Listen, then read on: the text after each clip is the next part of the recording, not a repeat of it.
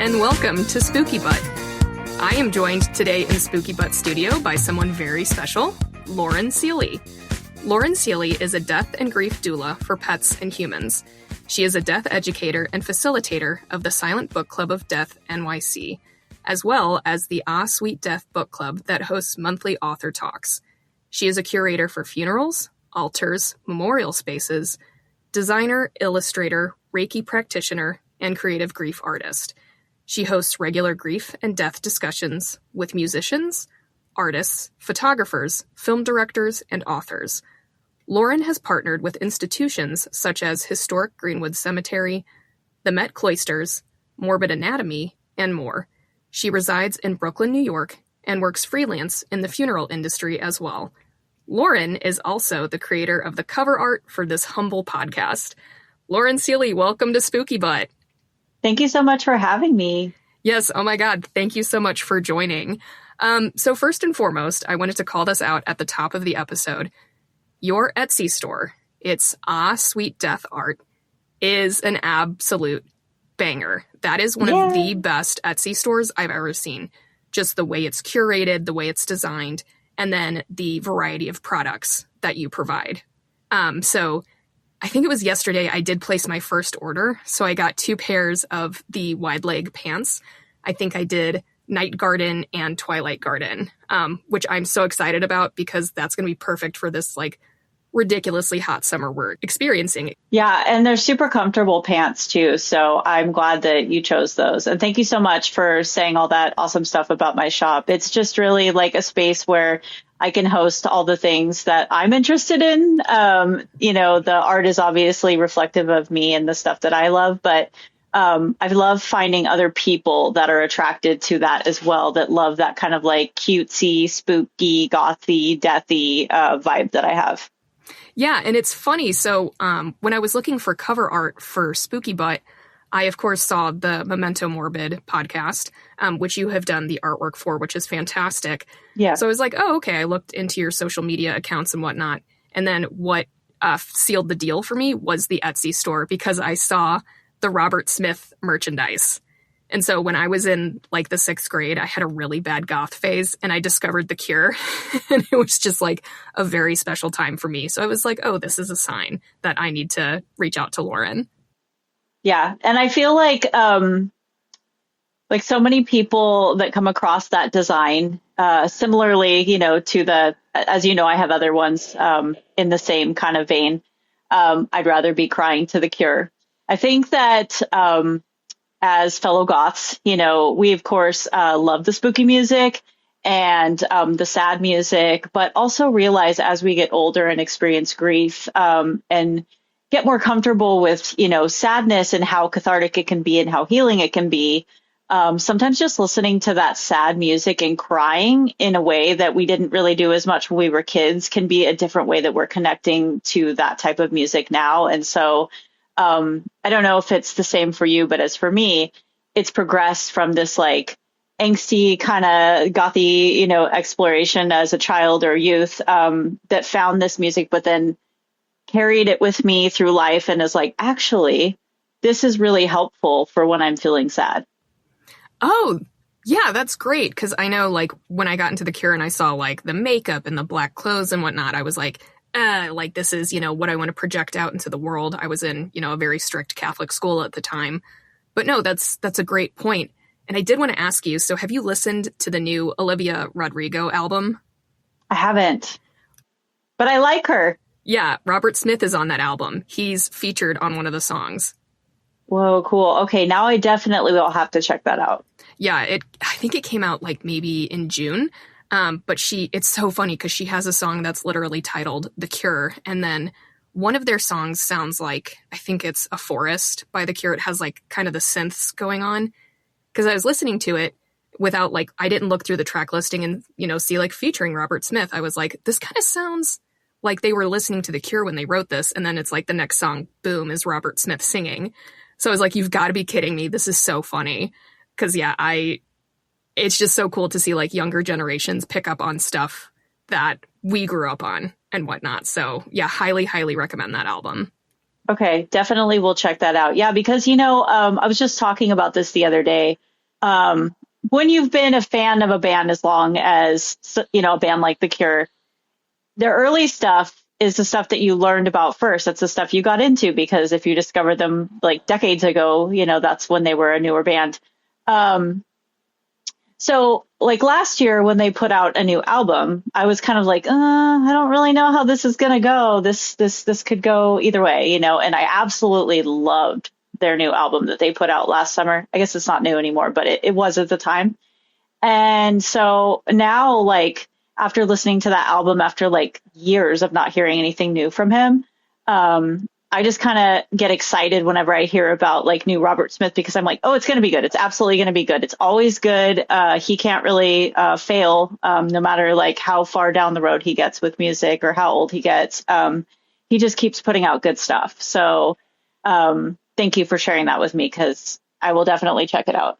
Yeah, I was lucky enough to see The Cure headline the Austin City Limits Festival back in 2019. Oh, and man. He sounded absolutely incredible. And I remember reading a review of it after the fact in like Austin Monthly or whatever publication. And the author was just like, he kept trying to check to see if Robert was maybe like singing out of sync, like if it was backing vocals or like pre-recorded. And it wasn't. Robert Smith just still sounds that good because he's just taken care of his voice. So I thought that was super cool to see. Yeah, and I think that it's such a nice gift to be able to keep singing for as long as he has, and to continue having like a good quality of singing voice.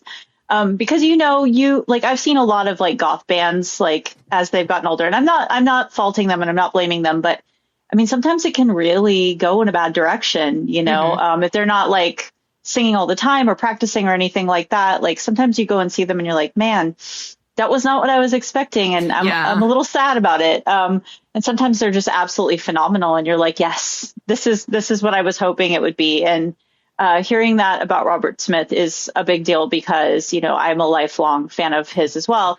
I've never seen The Cure in concert, but I did get to see Nick Cave a couple of years ago. Oh, cool. And to me, that was like, it was like bucket list. Like I have to see, of course, The Cure is on there too. I don't know if that'll happen, but I did get to see Nick Cave, and I had concert tickets to see Nick Cave twice before. Oh, wow. And something had come up and I couldn't go. And I was like, man. I'm never going to see him. It's like a curse. And then like 3 years ago, my husband texted me when I was at work, and this was when I was working at the Aquamation facility. And he said, do you want to go to Nick Cave at King's Theater? And I was like, why are you asking me that? Of course I want to go. And he's like, well, I got us VIP tickets to see Nick Cave. And I like literally just broke down crying. Oh my God. And all my like workmates, like I worked with like nothing but men, and they are all looking at me and they're like, what's wrong? What's wrong? Oh my gosh, did someone die? And I said, no, I get to go see Nick Cave. And they're like, oh, that's what you're crying about? And I said, you don't understand. I'm like a super fan. So I was very, very happy to see him perform. And of course, it was like absolutely magical. So with the VIP tickets, did you get to meet him afterwards? No, I don't. And honestly, I don't know if I could handle that. Yeah. I mean, I know I'm a grown woman, but I'm being honest, because I just admire him so much on so many different levels. To me, he's kind of like the patron saint of grief. Just because like growing up and being a Nick Cave fan as like a goth kid, and then just everything he's been through and how like outspoken he's been and how transparent he's been with all of his losses and how he's, alchemized that and created some really beautiful art and music and talks and books. I mean, literally just, sharing with the world what he went through. And I think that that's so important because he's showing other people that it's okay to grieve. It happens, and it's okay to live with it. You don't have to pretend it doesn't happen and keep moving. And so to me, that was a really important message, especially in the space that I'm in. Kind of went off on a tangent there, but yes, no, I did not get to meet him. I did get to get really close to where he was, and I was in more of like a VIP balcony area. But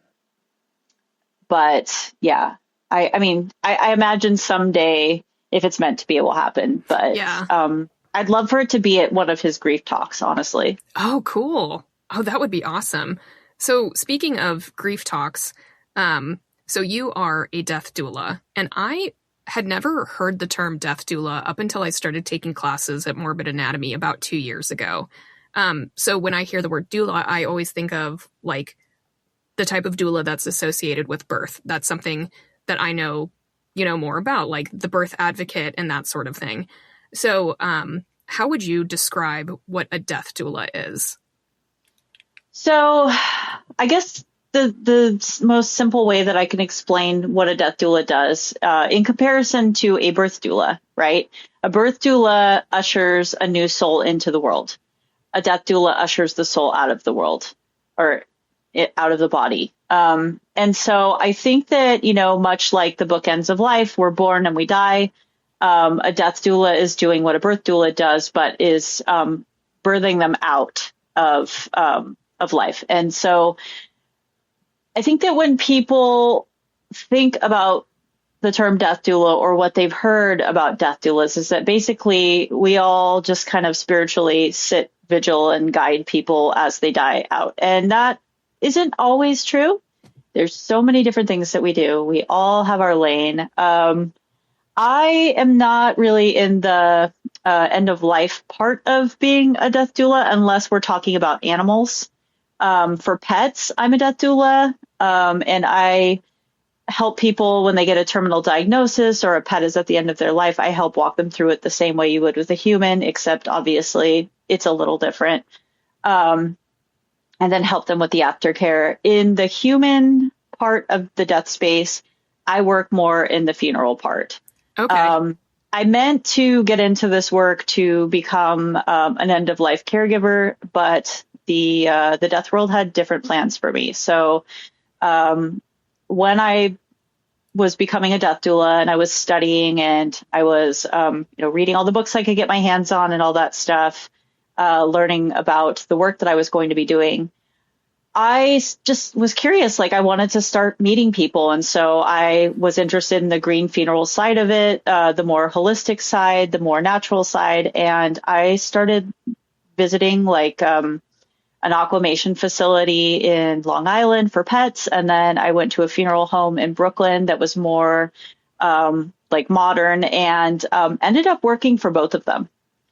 And so instead of becoming a death doula, I did volunteer with hospice for the first year of becoming a death doula. So in that way, I did sit vigil and companion with the dying. And I did work with people mostly around memory care. So patients with dementia, Alzheimer's, things like that. And I never really ended up becoming a death doula. Mm-hmm. I just went straight into funeral. And so I feel like if you are a compassionate person and you're going into the space because you want to be a caregiver, because you want to help people with grief, whatever that means, whatever is drawing you into the space, you kind of just get pulled in the direction of what you're meant for. Mm.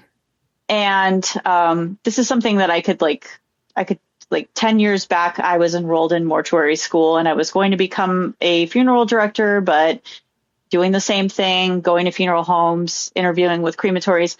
You have too many tattoos. You'll never be able to work in bereavement. You'll never be able to work with a family. You can only work back of the house. And that's not what I wanted to do. So I dropped out and went to design school, which is part of the reason why I make art.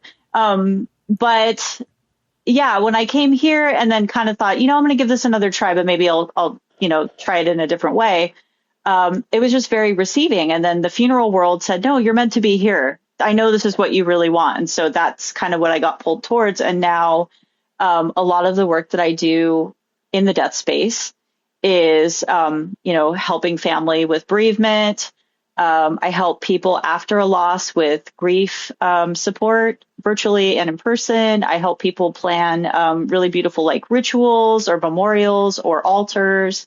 I teach workshops around loss and memorialization. I teach funeral directors how to be creative in the funeral space.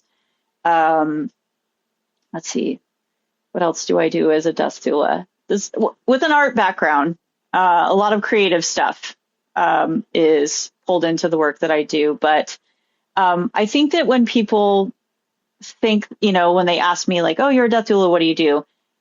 Their assumption is always that I will sit bedside and help plan for end of life. And while I do those things, it's mostly after someone dies. Oh, okay. That's so interesting.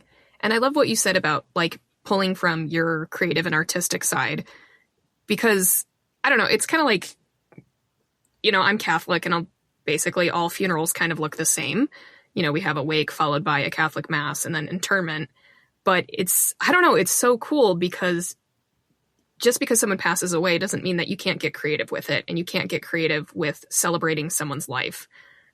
So are there any examples of if it's okay to share, of maybe like some of the more, I guess, creative or interesting ways that you've helped a person be memorialized? Yeah. So a lot of the work that I've done creatively, I guess, and it still kind of feels weird saying that because we're talking about funerals. But some of the ways that I've helped families creatively in the space is that I've helped create kind of like a personalized memorialization in the space of the funeral. So the family will bring in belongings, art, music, whatever it was that the person that has passed was really into. If they had like a collection of magnets, if they really loved a specific flower or fruit or a fragrance or a drink or a food, we would basically work together and set up this memorial space that felt like an altar to them, that kind of felt like they were there and their presence was all around. I mean, sometimes, when you have a funeral, there's a person, the decedent is present. Sometimes it's ashes. It's more of a memorial. Sometimes there's nothing there at all. They've already been interred, but this is more like a, memorial service, just kind of like telling, everyone that they have died and that we are celebrating them the last time, even if they aren't present. So you can, there's really so much that you can do. I think that telling their story visually is really important, and getting the family to be involved in any way with setting things up. If there's a specific way that like a younger person kept their room, the parents are going to know that, the siblings are going to know that. They can help us set that up visually. Like if they were here and they were helping us set this up, what would that look like? Where would they want this to go? How would they want this to look? You know that. I don't know that. That's your loved one. So let me help you do this. And what I find is that when you pull the family in or you pull the friends in, they really enjoy being part of that. They really, they feel really involved. And that's something that the funeral, service has kind of taken away from people over the last 150 years. And I'm not saying completely, because I've met so many wonderful funeral directors that are also encouraging to get the families to come in and help and, dress their loved one, bathe their loved one, help set up their things the way that they would like. But it's not something that we are as familiar with. I think if someone has died and we're going in and we're going to set up a funeral for them, we're not thinking like, there's all these things I can do, unless they're told that there's all these things that they can do to make it more personal. They're picturing like, okay, what kind of casket, what kind of flowers, is there food, is there, music? Of course, a playlist is important too, but there's so much more that you can do creatively that I think needs to be like brought back into the space of memorialization, that kind of is like, hey, yes, they died, but they were a person. They were alive before. They had interests. They had hobbies. They had things that they loved. And we can bring those into the funeral and make it about them. Oh, wow. That's amazing. Because, yeah, it's interesting. When someone passes away, it's like, how do you capture all of that? And also it's, I don't know, it's kind of like the shock of like, wait, this person's gone. But how do we celebrate them as like a 3-dimensional person?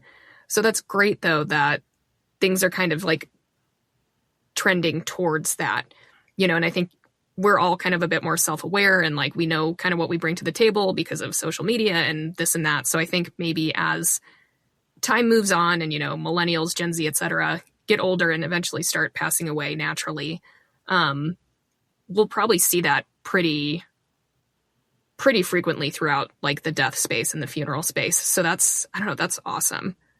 Yeah. And I mean, another thing to think about too is like, what do you do with all their stuff? Right. You know, what do you do with all their stuff? So if you have this like space where, you know, you have like all their favorite things and you don't want to necessarily keep them or take them back with you, you can tell their friends and your family, you know, hey, if you see something that, you know, you feel like is a connection between the two of you, take it home with you.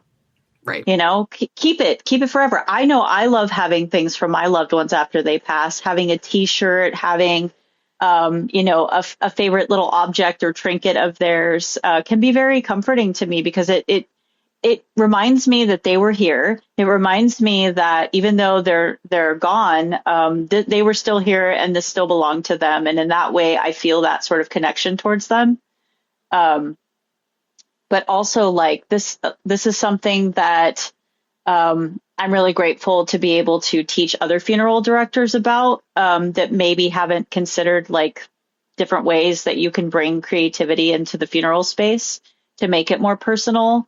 I do teach with a funeral director that teaches a continuing education program, funeral directors all over the country, virtually and in person. And I love having conversations with them and learning the ways that they are doing this in their space and then sharing with them other ideas and having them go, oh, yeah, that's great. I'm going to use that. And then they tell me, you know, what it is that they're doing. And I think, oh, great. You know, I'm going to use that too in honor of you because this is how we are able to help people is by sharing ideas, sharing experiences. So I love that. As the only death doula that's part of this educational program for funeral directors, I'm able to have these conversations and we're able to learn from each other. Oh, that's so amazing. So what was it that got you interested in, like, for lack of a better term, the death space? Like, has this been like a lifelong interest? Like, what was it that drew you towards this? I don't know that it's something that I was meant to be drawn towards, but I will say I took care of two grandmothers when I was very young at the end of their life. I took care of my very close and dear Oma when she was dying of cancer. And I was the only person that was okay with being there and seeing her and spending time with her as she was transitioning and going through all the physical changes and sick, because I think it was really hard for everyone to see her that way. But as a teenager, I looked at it as, well, if this is what I get, you know, if this is how she's going to be for the time I have left with her, I don't care. I want to spend time with her anyway. I want to spend the time that she has left together. So in that way, I was able to get past how hard it was to see her go through those changes. I mean, don't get me wrong, it was still hard. But I looked at it that way. I looked at it as this time together is so short, it's so precious, and I want to get everything I can out of it. So I moved in with my grandparents and helped my grandpa take care of her. And when she passed away, her mother survived her, and her mother had dementia. And my grandfather was just completely overwhelmed and grieving. And I said, I can do this. I can help, you know. So as a teenager, I was going to high school. I was working. I was taking care of my 94-year-old grandmother. I was helping my grandfather who was grieving get through the day. I was cooking. I was cleaning. And I think that I just like willingly took on that role because in my family, that's kind of what we do. We take care of each other. We take care of our elders. And it just seemed so natural to me. And when it was over, I was like, wow, that was, you know, after years later, after my grandmother passed away, I was like, wow, that was like a whole thing that I just did from a really early age. And like, I was able to juggle all of that, like that grief and that heaviness. And so, you know, kind of was like, well, I'm glad that's over. I'm going to move on to being an artist now and just kind of forget about that. But then later down the road, like I said, I had enrolled in mortuary school. I was getting pulled back towards it and just felt like, I'm still using this experience in my personal life. I'm the person that everyone calls when someone dies. I'm the person that everybody leans on when they need support, when they're grieving or they're sad or they go through a breakup. And I just kind of felt like maybe I'm meant to be, a support for people that are grieving. And so that was why I went into, why I wanted to go into funeral work is because I wanted to be that person. Death didn't bother me. As I was touring these crematories and funeral homes, it was the first time I had been around like a lot of death. And I just kind of was like, wow, this is overwhelming. But I think I can handle it. And, like I said, I ended up dropping out because they said that, you'll never be able to work front of the house. So design school, moved to New York, went back into the space thinking like, okay, I'll give it another try. And I feel like this is where I'm meant to be. Oh, that's so interesting because it's one of those things. It's kind of like there's this saying, what is it that whenever you make a plan, God laughs or something like that. It's just, I don't know. It's so cool to see how people get routed through life. And instead of resisting it, you can look at it and say, okay, here's what's going on. Here are the resources I have at hand. What choice do I want to make moving forward? So that's so cool to see how that's unfolded. So I do want to touch on the book clubs that you're a part of.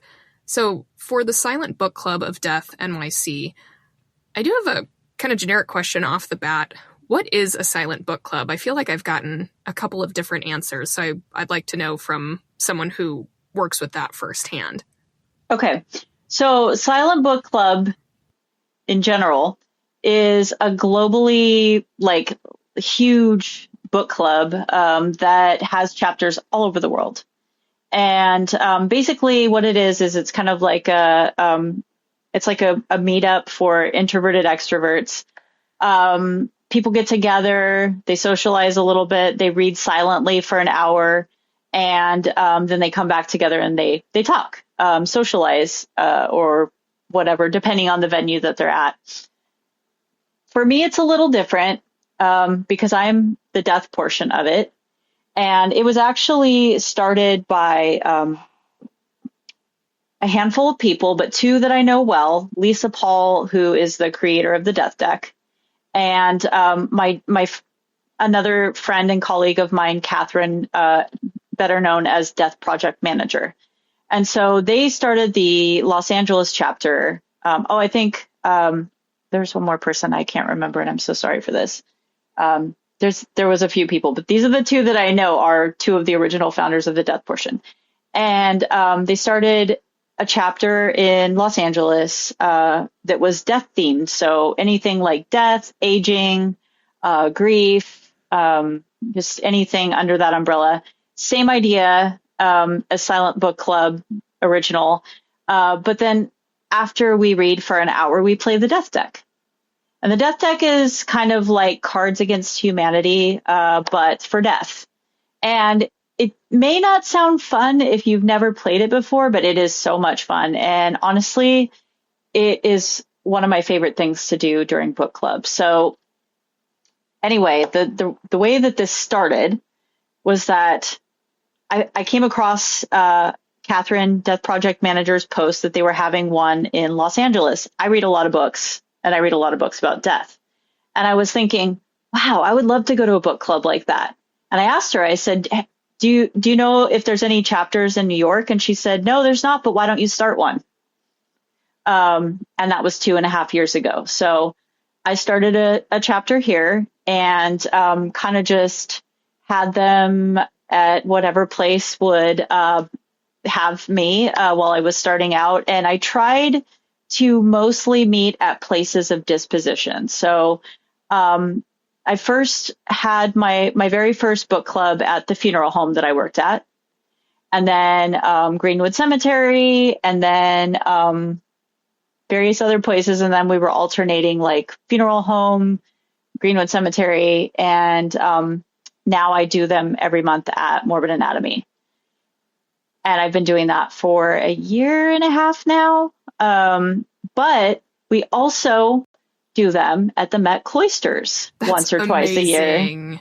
Yeah, it's a fun time. The first one that we did was on a day that the Met Cloisters was closed. Oh, so cool. It was like, I mean, and that place is packed all the time. Right. But we had the whole place to ourselves.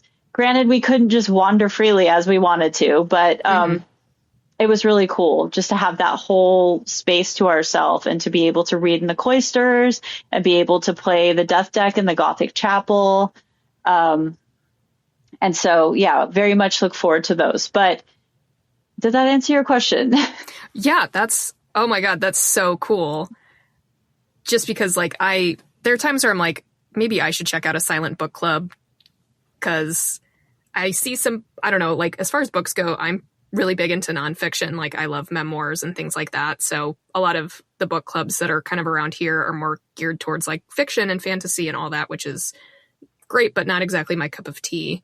But the death deck sounds so fun, because that's just kind of like a way to create community and kind of like lighten up the mood. And so this sounds like such a fantastic opportunity for people who are, we keep hearing this term, looking for third spaces. So This would be a great way to get out to meet people. It's such a low pressure event, and you're in this like incredible setting like the Met Cloisters. So man, every time I hear about something like this, it makes me so jealous that I'm not in New York. Yeah, and I think that another thing that's really cool about this book club too is that you don't have an assigned reading every month. It's you read whatever you want. You're just bringing whatever book you want and reading it amongst strangers, and you don't have to socialize. You can leave afterwards if you want. If you don't feel like it and you just want to read around other people, cool. And then you can take off or you can hang out afterwards. Same thing goes for the death portion of it. It's more important to me that people know that you can be an observer or you can participate. You never are obligated to talk about anything that makes you uncomfortable, because there are those discussions of mortality. And that's really what this is all about, is it's getting people together to talk about death, because people don't really have a space to do that.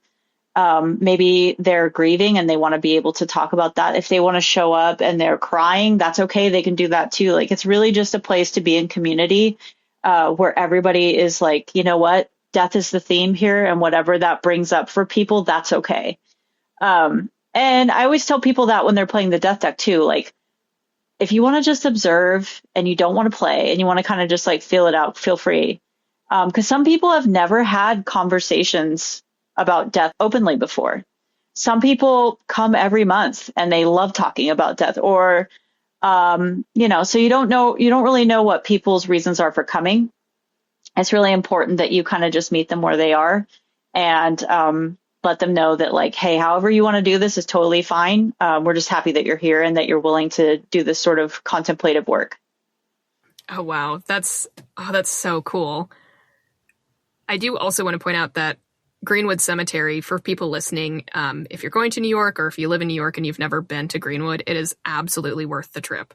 Greenwood Cemetery is incredible, and it houses a lot of names that you would recognize from like the Gilded Age in New York City.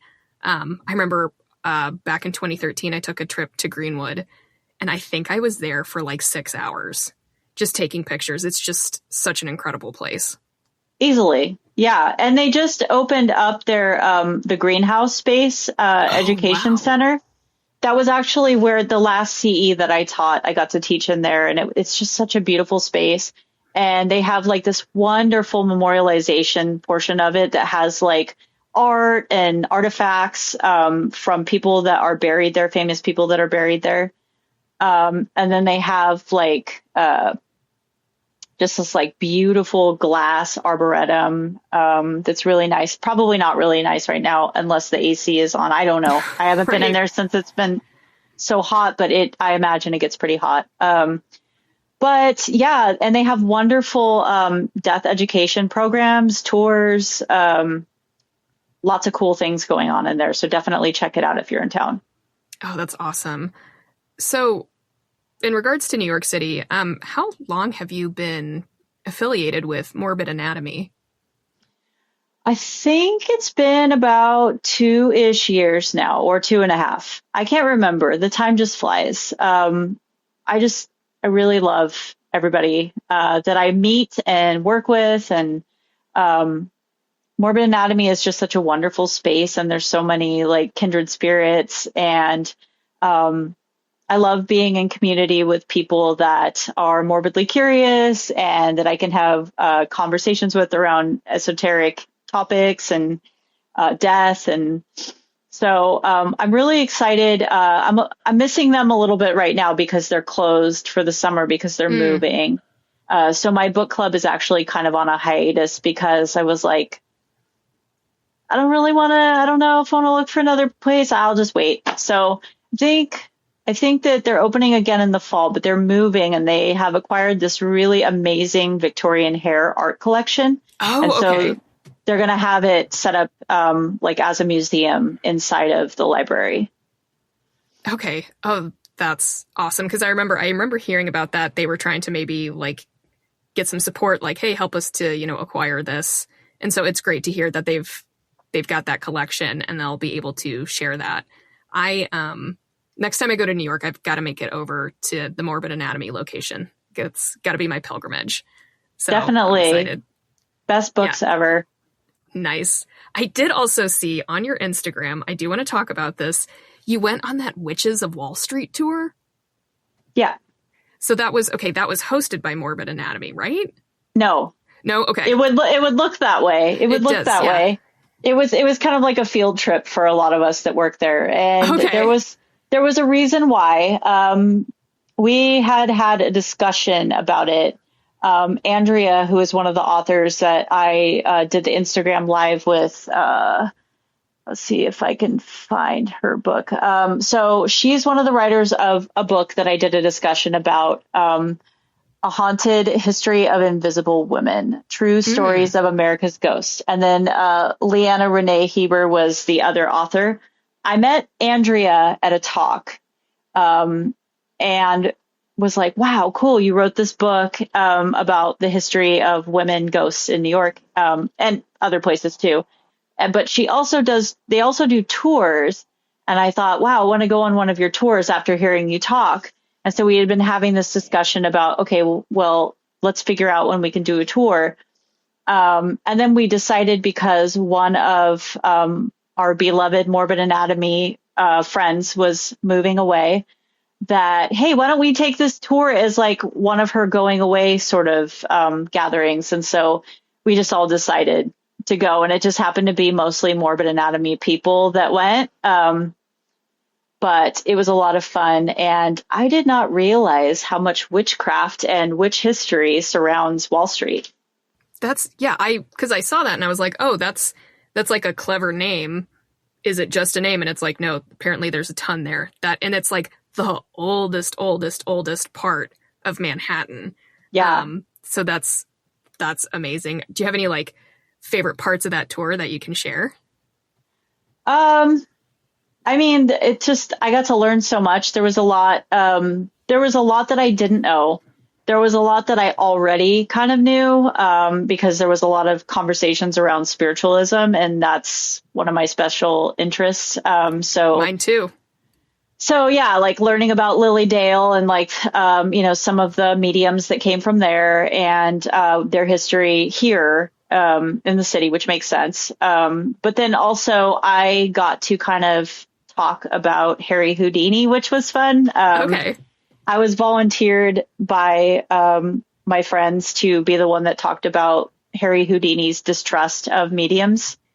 And another special interest of mine is Harry Houdini. So, explaining that, like, yeah, I don't blame him. I mean, back in those days, mediumship was all smoke and mirrors. It was all very theatrical. It wasn't the same as it is now, where people are actually having those conversations with the dead, and they're not trying to make all this money off of people by like putting on this huge show, which I actually appreciate that part too. But for Harry Houdini, it was personal because he really wanted to speak to his mother who had passed. And so, as being the type of person that performed tricks and illusions himself, he's like, I'm going to figure out how they're doing this because I don't think it's real. And he was able to pick apart every single act that he attended and debunk everything that they had been doing. And really, like, at the core of it, it was just, he just wanted to talk to his mom. And I just thought, if he would have been alive now, things would be different because he would meet mediums who actually were able to communicate with the dead and weren't doing it in this way that they were just, putting on a show. So I understand, as much as I love the history of spiritualism and mediumship and all that. I was like, well, yeah, but he just wanted to talk to his mom. It was just personal, Right. And it's kind of wild because I was just thinking about like Harry Houdini and like his reaction to spiritualism, I think maybe yesterday. And what's so interesting when you kind of touch on this topic in history is like people love to compare him to Sir Arthur Conan Doyle, who believed all of it. I think he was just grieving the loss of his son, who I believe died in World War I. And he just, maybe it was just that blind faith because he was just so distraught over it, being like, there's no way that this is fake and all of that. So it's, I don't know, that's just such an interesting piece of the history of spiritualism, just seeing the naysayers and then the people who were all in. So it's a special interest of mine as well. Yeah. And I mean, and I understand, like, that's what made spiritualism such a big deal, was that there was so much death at the time. Yes. And people just, they needed something, they needed something to soothe them. And spiritualism created this illusion for them that they chose, like, I'm sure it could have been obvious to so many people that, like, maybe this isn't real. But I think that for people that were grieving, they didn't want to believe that. They just wanted to have that, like, hope that, like, my loved one is still here. I'm still able to communicate with them. I'm still able to talk to them. And I still believe that that's possible now, in a different way. Again, it's like, yeah, they are still there. You are still able to feel them and feel connections and get signs from them and things like that. So I think that we just want to believe that there's something else after we die. And that was what spiritualism gave people. It gave people that illusion that they could be here right now with you. You can talk to them. You can, it's not over. And so I get the need and, the human desire for that. But, I see both sides. Right. Yeah. I don't know. It's so cool. And it was such an interesting time in history too, with all of the like crazy technological changes and the population's booming, and a lot of the population is dying untimely deaths. So yeah, just such a fascinating time to be alive. Yeah.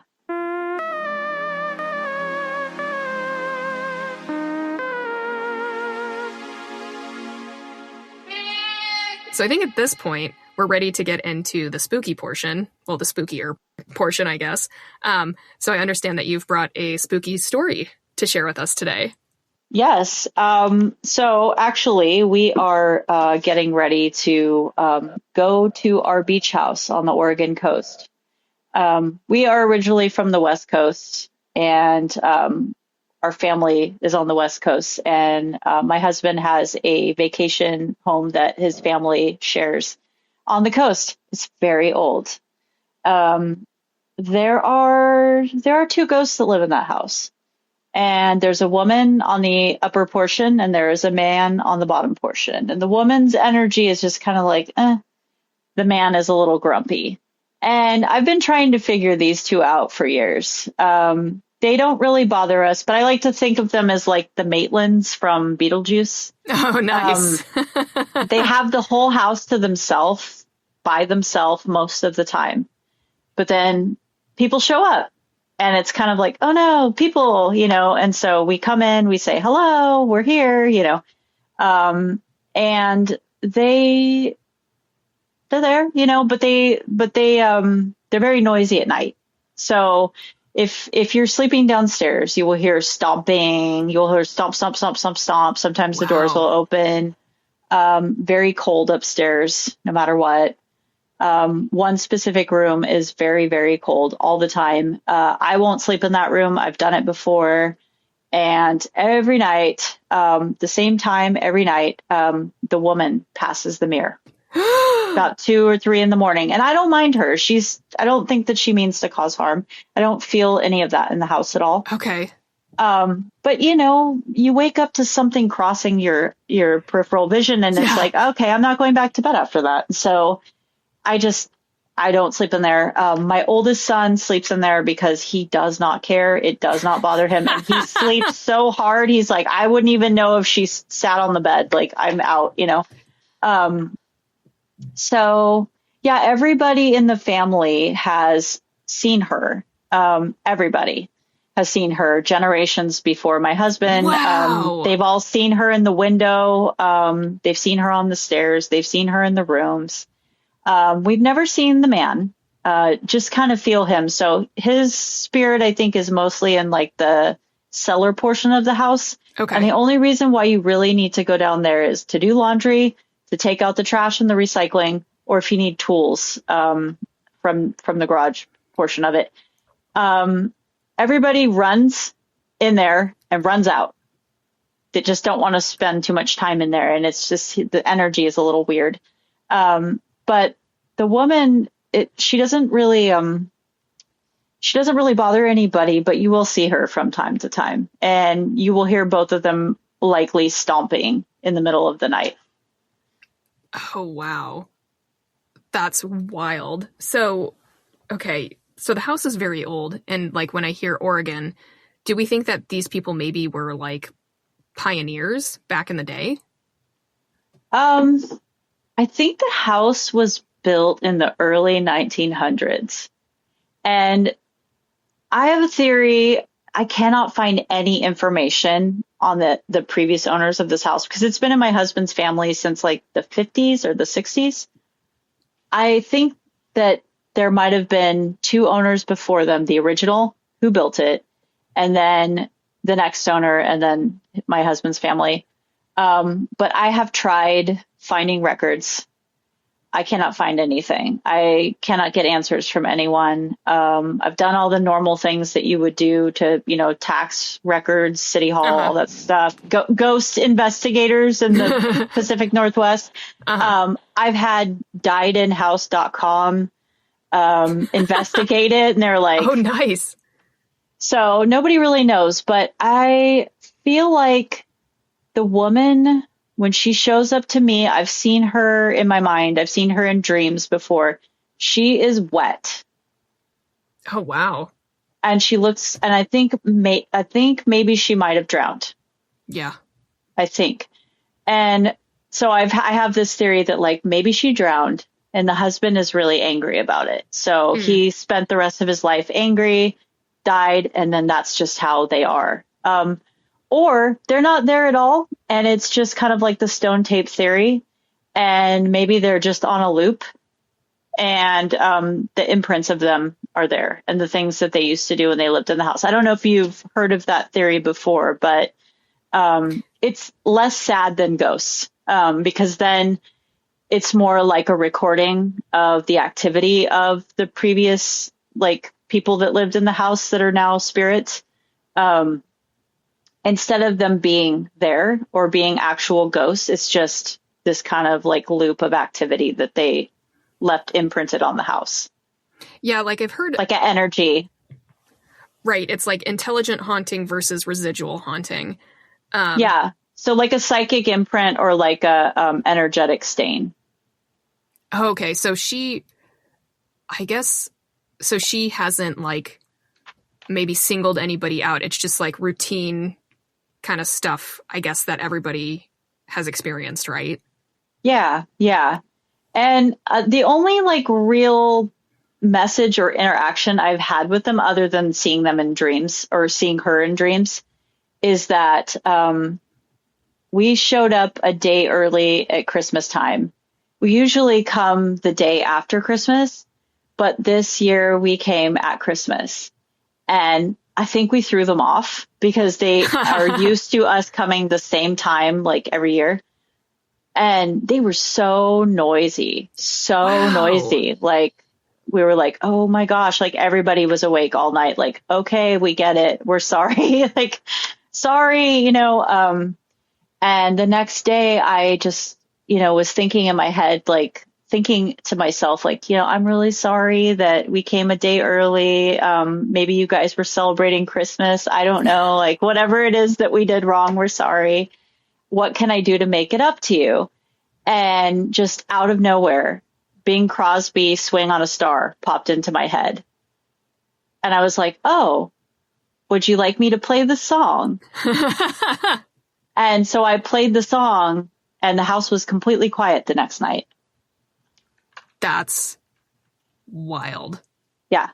So that's it. But that's the only like direct communication I've ever had from them. So we'll see. I'll be back there in a week, and I've got some new tricks up my sleeve. So we'll see what happens. Oh, that's crazy. So I guess so the house has been in your husband's family for a couple of generations. Like, was this something that happened kind of immediately? Like, as soon as the first person in your husband's family to purchase the property, did they immediately find out like, oh, hey, this is haunted? I don't know. I mean, I don't know because his family doesn't really talk about it. The kids have all seen it growing up. They were all like, everybody knows. And we've had friends over, like you'll never hear like the older people in the family talking about it. Mm-hmm. But we have kind of this way of like, if we have like a friend or a relative over who's never been there before, we won't tell them anything. And just see what happens. And, I've had friends run out of the house at 7 a.m. So, not everybody is comfortable with it, I guess. Wow. You just never know how people are going to react to telling them, oh, by the way, don't let it bother you though. Right. Oh my God. Like, oh. And you want to see if people will kind of form their own opinion or have their own experience. Some people don't at all. So you never know. Right. And you don't want to like influence anybody who starts like their brain starts making things up. Yeah, exactly. Oh my God. Okay, man, that's wild. I just had a conversation with a friend who lives in LA, and I have stayed at her place multiple times, and apparently the room that I've stayed in is very haunted. I have never had an experience ever, and every time I've stayed there, I've slept perfectly. So I think it can kind of vary person to person. Yeah, I mean, I just did a retreat in Cape May, New Jersey, really old, cool, like coastal town. And we stayed in this like huge Victorian mansion. And when I got there, they were telling me, they're like, this place is definitely haunted. So, and I'm like what kind of haunted? How haunted? Like good haunted, bad haunted? Because you don't know what kind of haunted that is. And they said, yeah, well, you may feel a presence. You'll definitely, if you're sensitive, you'll feel something. And I slept like a baby. I mean, I slept so hard. I am a light sleeper, so I slept really hard in that house. And I did wake up at one point and feel something. And I don't know if I was just like having a weird dream, but I felt like something turned my body. Oh, weird. And I woke up completely turned around on the bed. Oh my God. And yeah, I don't know. I don't know if I dreamed it. I don't know but it felt like somebody moved my body in a circle. And I woke up and I was completely turned around on the bed. I never do that. So. But were you able to just like go right back to bed? Like, okay. I was confused. I woke up and I was thinking like, why am I completely turned around on the end of the bed? And just kind of turned back around and went back to sleep. But I definitely felt like, yeah, something was here with me. Like something was in the room with me. I didn't feel scared. I didn't feel like, cause like if it was bad, I would feel that, I think. Right. Yeah. But I didn't feel that way at all. Oh, man. And I'm not really afraid of ghosts. I mean, I'm not. I just, the way I look at it is like, people die. they have bodies. The things they do when they have bodies are things they do when they have bodies. But then when they don't have bodies anymore, they're scary. And it's like, that's kind of unfair because we're all going to die. And what if we become ghosts and everyone's scared of us? I just feel bad for ghosts a little bit because we don't know the reason why they stuck around. It's kind of sad, so I have a little bit of empathy for them, and I've always felt that way. Right. And it's kind of interesting because it's, in some cases, some people might think like, hey, a ghost is something that needs to be removed. Other people, cultures, whatever, are more comfortable with like living in harmony with ghosts. But I don't know. It's interesting that you say that because like the friend who I was talking to who has the haunted house in Los Angeles, we're pretty sure we know who it is. And we're just like, man, just cross over. Like it's just one of those questions that keeps you guessing, like, man, what is keeping you here? Like, why not just go into the light and like go into paradise? It's something weird to wrestle with. Yeah. And then, sometimes I like to think about like the fact that, hey, maybe it's not actually a ghost. Maybe it's just an imprint, maybe it's like something happened. Well, if you think about like, I mean, I could go off on a whole like tangent about energy, but, you think about like a space where something tragic happens in, right? Mm-hmm. That energy sticks around. Maybe not even the person that the tragic event happened to, but that energy does stick around. And so, what do you do with that? It's nobody's fault. Well, it's the person who did whatever, right. The reason why it's there. But it's like, it's not. If it's a person that died and they're the one haunting the space, they probably don't really want to be there. They didn't want to be there to begin with. And so I think that treating them like a problem to me just feels like it's kind of sad, because they didn't ask to be there. There are creepy ghosts. That being said, not all ghosts are good, just like not all people are good. Right. And there are bad energy, like creepy spirit ghosts that like you definitely should try to get rid of. If they're going to cause problems. But for the most part, like if it's just like a ghost that's like, I died and I love this house and I don't want to leave. Okay. Well, it was your house. So I've loved houses like that before. I get it, Yeah. Yeah. It's like sometimes it can also offer like a sense of comfort if there's just like this cool ghost to make sure, that everything's cool, like good vibes only, as corny as that sounds.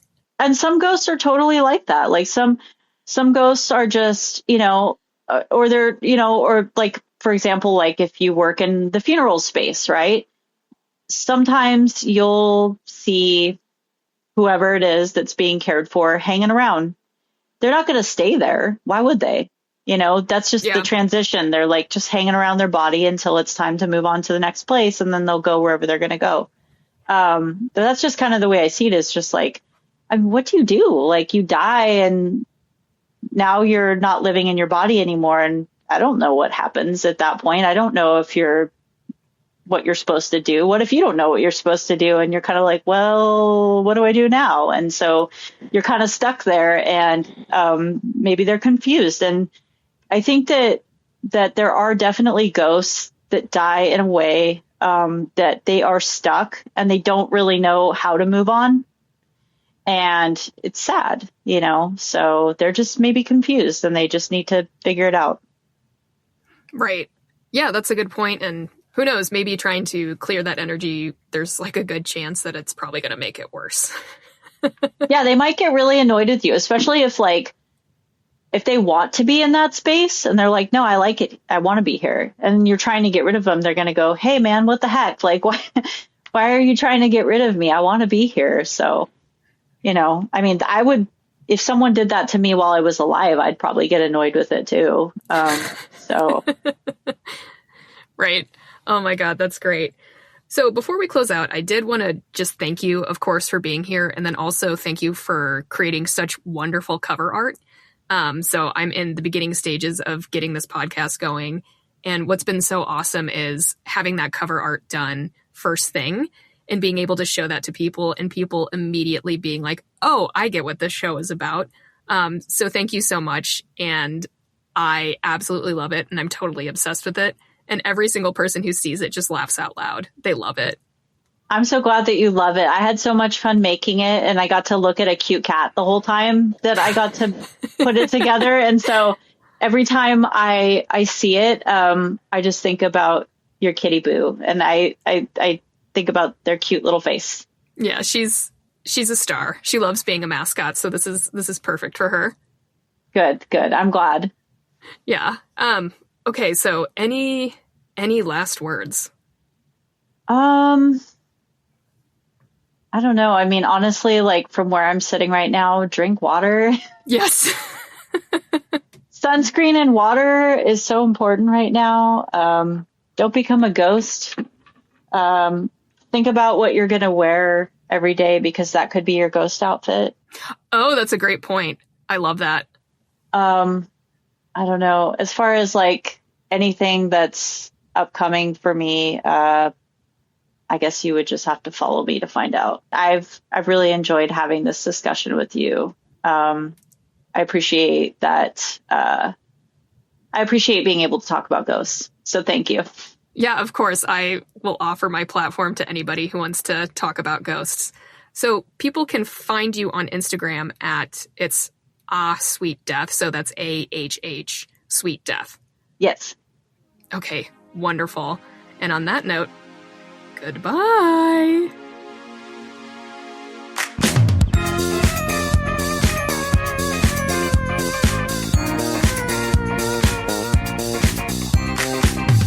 Thank you for listening to this episode of Spooky Butt. Music by Drew Mantia. Artwork by Lauren Seeley. Listen to Spooky Butt on Spotify, Apple Podcasts, and YouTube. Please be sure to like, rate, and subscribe. Follow Spooky Butt on Instagram at Spooky Butt Podcast. Need to make contact? Send us an email at spookybuttpodcast@gmail.com. We'll see you on the other side. Goodbye.